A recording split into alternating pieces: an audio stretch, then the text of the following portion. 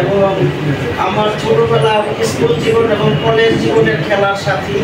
সবাই তাকে একজন বর্ষিয়ান রাজনীতিক কর্মী হিসাবে চিনে, যুবদলের সভাপতি চিনে, ছাত্রদলের সভাপতি ছিলেন সেই হিসাবে চিনে। কিন্তু তিনি যে একজন দুর্দান্ত ক্রিকেটার ছিলেন, আমার সাথে তিনি খেলতেন, তার সাথে খেলতাম আমি। সেই আমার ছোট ভাই রানা এবং মুন্সিগঞ্জ ব্যবসায়ী সমিতি যখন সাবেক সেক্রেটারি ছিলেন, এখন সভাপতি আনামুল ভাই, তার কমিটির একজন সদস্য ছিলাম। এবং উপস্থিত সাংবাদিকবৃন্দ, আসসালামু আলাইকুম। আমাদের এই যে মহিউদ্দিন ভাই, তার কাছে আমি যে কখনো ফেরত আসি নাই। সে যেবার কম দিত সেবারও সে আমাকে 10,000 টাকা দিত। তো এই জন্য আমি মহিউদ্দিন ভাইকে কোনো পরিবেশও পাই নাই যে একটা ধন্যবাদ জানাবো, কৃতজ্ঞতা জানাবো। তো আজকে সেই পরিবেশটা আমি পাইলাম।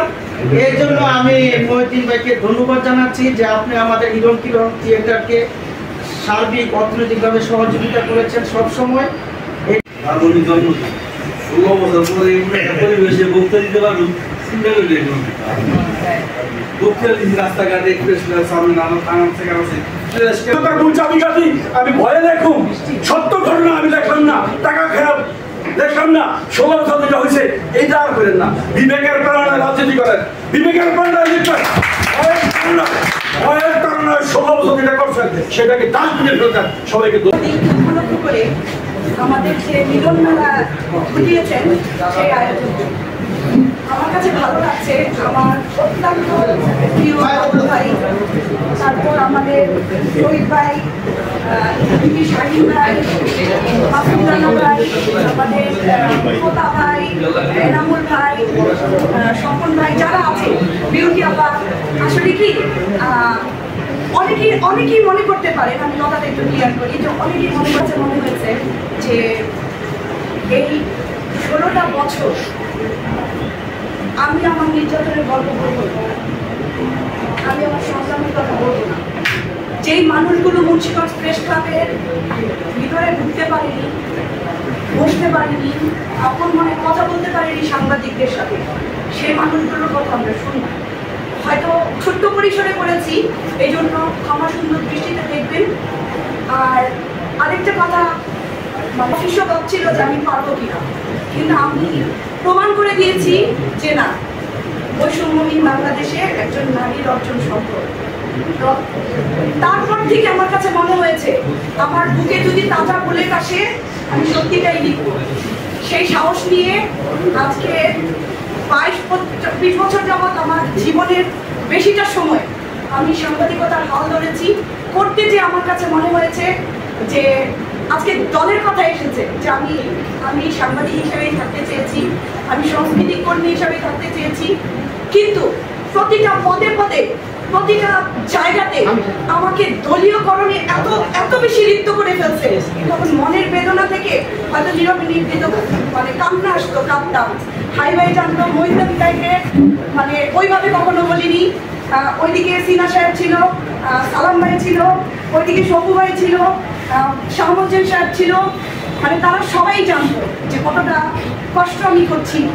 তো যখন সিরাজদি খানে, আমি মুন্সিগঞ্জ প্রেস ক্লাবের সাধারণ সম্পাদক ছিলাম, যেই প্রেজেন্টেশনটা এখানে লেখা হয়েছে, সবে বরাতের রাতের অন্ধকারে আমাকে যুবলীগের সেই লোকেরা আমাকে বের করে দিয়ে, শুধু আমাকে অন্য কাউকে, ওই কমিটির সবাই ছিল, শুধু আমি ছিলাম না। কেন? অপরাধ ছিল বিএনপি, আসলে তখন দল করতাম না, চেতনায় বিশ্বাসী ছিলাম। হয়তো সত্য নিউজটা লিখনির কারণে আমাকে বিএনপি মনে হয়েছে। তখন সিরাজদি খানে যখন সদস্য সংগ্রহ হয়, আপনার রানা ভাই ওখানে ছিল, বাবুল ভাই ছিল কিনা ছিল, কেন্দ্রীয় নেতারা সবাই ছিল। আপনারা সবাই জানেন ডক্টর মোশাররফ হোসেন আমাকে বারবার, হাই ভাইকে বারবার বলতেছিল ওকে ডাকে। হাই ভাই তখন বলতেছিল না ও তো সাংবাদিক, আমি বলছি ওকে ডাকে। আমি ওই সময় আওয়ামী লীগের যৌবন ভরা, আমি ওই সময় দুঃসাহস নিয়ে সদস্য সংগ্রহ করেছিলাম। তারপর থেকে আমাকে প্রতিটা পদে পদে শুধু মানে ধুমকি মামলা সব করেছে। আমি বলেছি আমাকে কবে অ্যারেস্ট করবেন বলেন, আমি রাজি।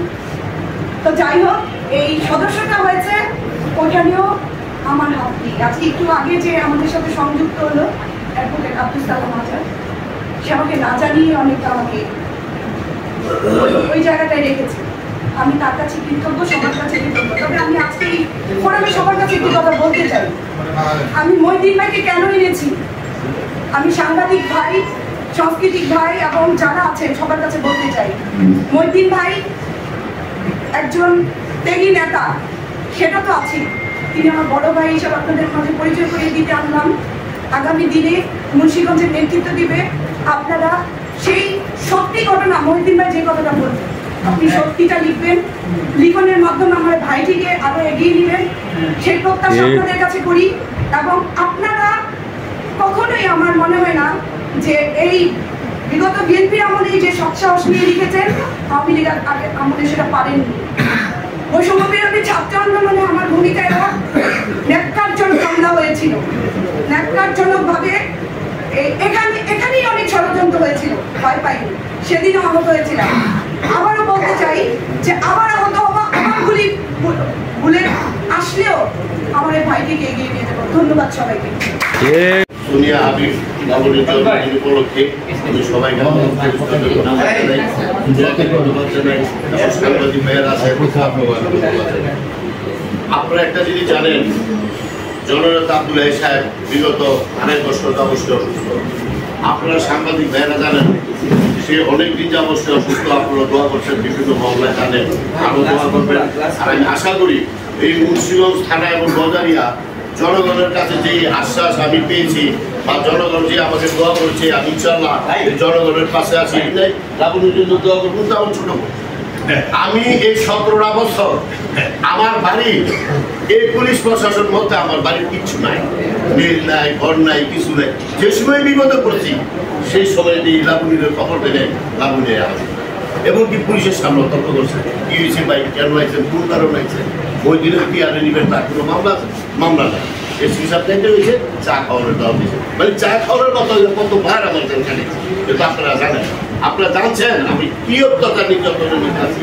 তবে আমি সাংবাদিক ভাইয়েরা আমার জন্য যথেষ্ট করছেন এবং আমার জন্য করছেন।